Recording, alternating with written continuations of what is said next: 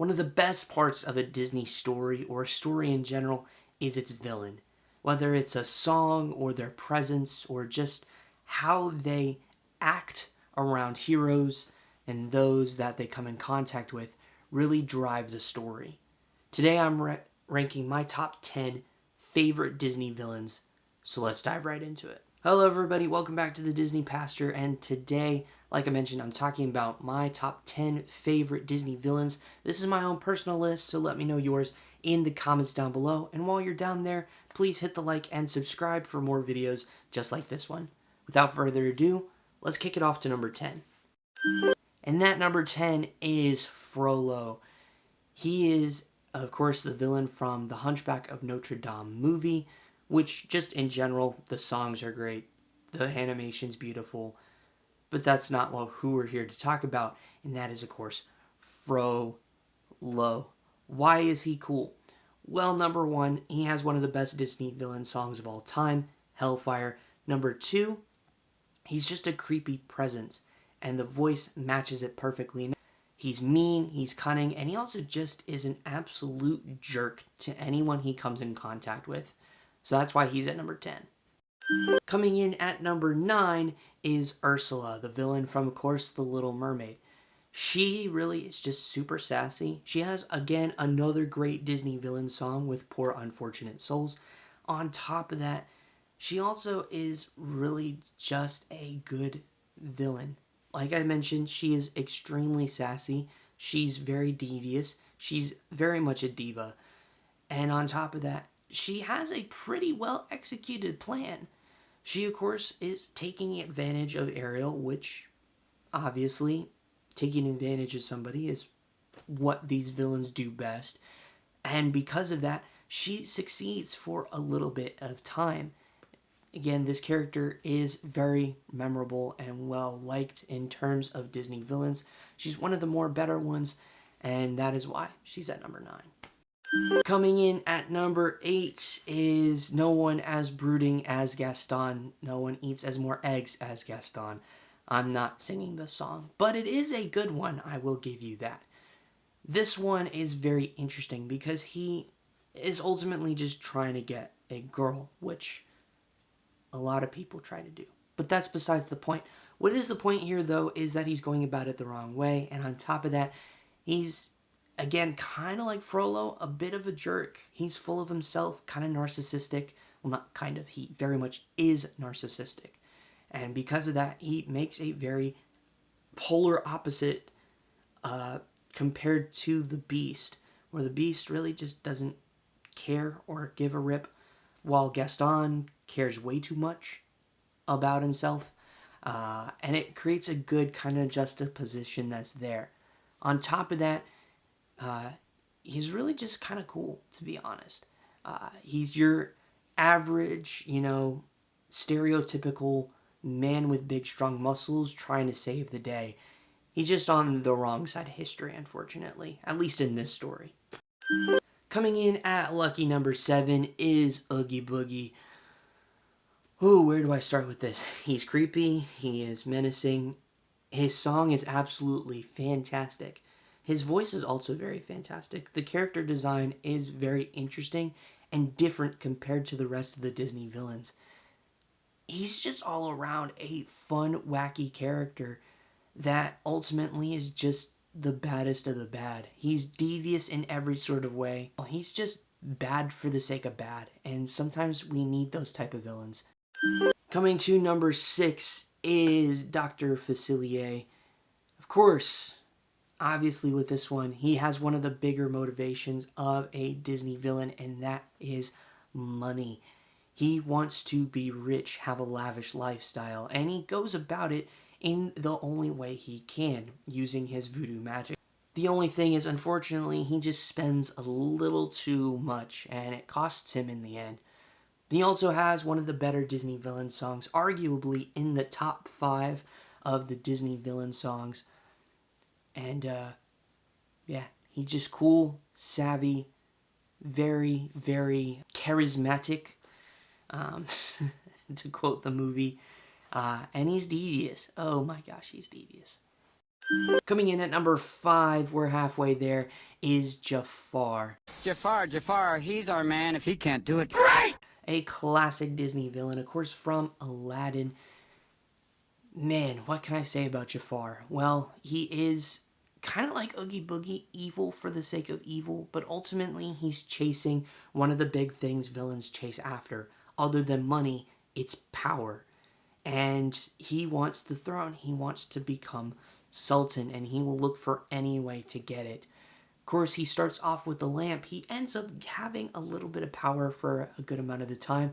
The only downside with Jafar, at least for me, is he doesn't have his own song, which really stinks because I think he deserves one. He does get one, of course, in Return of Jafar, but I mean, there's just something about Walt Disney animation Disney villain songs. They just hit on a different level, and Your Only Second Rate, if I'm being honest, is kind of a second-rate villain song. It's not bad, but it's not great. But Jafar is great. So let's move on. Coming in number 4 is Maleficent. If you think of Disney villains, she is probably the first one to come to your mind. Again, she's evil for the sake of evil. Now, don't get me wrong. I do enjoy the 2 Maleficent movies. I mean, they're not great, but they're not terrible movies. And they do try to flesh her out, but I mean, just there's nothing that's going to beat the Sleeping Beauty version of Maleficent. She is just a top tier Disney villain. If you think of Disney villains, more than likely you're going to hear her name pop up first. She's the quintessential Disney villain. She made Disney villains what they are. Without her, Disney villains don't shine as well as they do. Coming into the top 3 is Captain Hook. What can I say about Hook? He's misunderstood. Peter Pan's the real villain. End of story. There you go. Okay, I'm just kidding. But in all seriousness, though, Hook is a bit of a misunderstood character. He's a captain of one of the jolliest crews to ever sail the 7 seas, and on top of that, he honestly has a really cool pirate costume. He's savvy. He is everything you want in a captain. He does have a little bit of some anger issues, but not as much as some others. We'll get to them in a second. But he's just really cool. He's a good opposite compared to Peter Pan. He's a grown-up, so there's that. And on top of that, he really just wants Peter Pan. He's like, this kid ruined my life, and I want to make sure he pays for it. Granted, sometimes kids can really screw things up for you, but this is just downright evil. Like, come on now. In all seriousness, though, like, Peter should never have cut off his hand. Like, that's just cruel. Before we get into the top 2, I have a few honorable mentions, so let's talk about them right now. Cruella de Vil is a classic Disney villain. Next is Shere Khan from the Jungle Book. This one is not really talked about as much because Kaa. And our last honorable mention, well actually more like dishonorable mention now that I think about it, is Prince John. He is a sucker, literally. No, I wouldn't actually do that. I'm not 5. Coming in at number 2 is Hades. What can I say about Hades? He's a diva. He's sassy. He has a good amount of anger management issues. And you are wearing his merchandise! Like a lot of anger management issues. But in all seriousness, Hades is just really cool. He, again, has the same trope as a lot of these villains, which is he wants power, but he also wants some recognition. I mean, Zeus did kind of put him with the dead, and that is very unhealthy. But at the same time, he is kind of just downcasted and kind of ignored by the other gods. And so you do kind of sympathize with him a little bit. He also has 2 of the best henchmen of all the Disney villains with Pain and Panic. But coming in at number 1 is Scar. Scar, of course, is my favorite Disney villain. I may have touched on that a few times while I'm here. Be Prepared is my favorite Disney villain song of all time. He succeeds.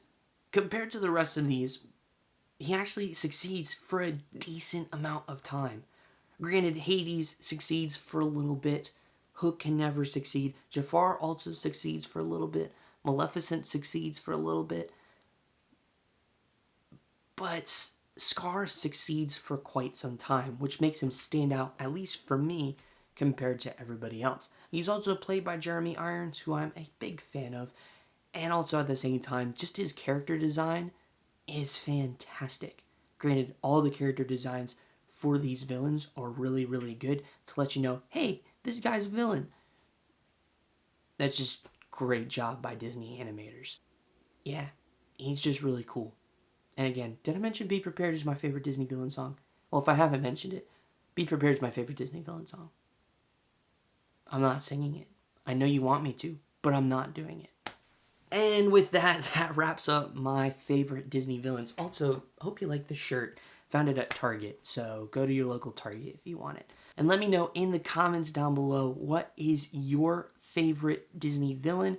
You can give me your top 10, top 5, top 3, top 1. Doesn't matter to me, but I would love to hear what your favorite Disney villains are in the comments down below. Why do you like them so much? I kind of like them because their songs are awesome, but that's just me. Disney villains are some of my favorite characters in Walt Disney Animation, so I'd love to hear yours. Anyways, thank you all so much for watching. Again, I hope you enjoyed the video. If you're new around here, be sure to subscribe down below and hit the bell to be notified for more videos just like this one. I'll see you all in the next one. Goodbye.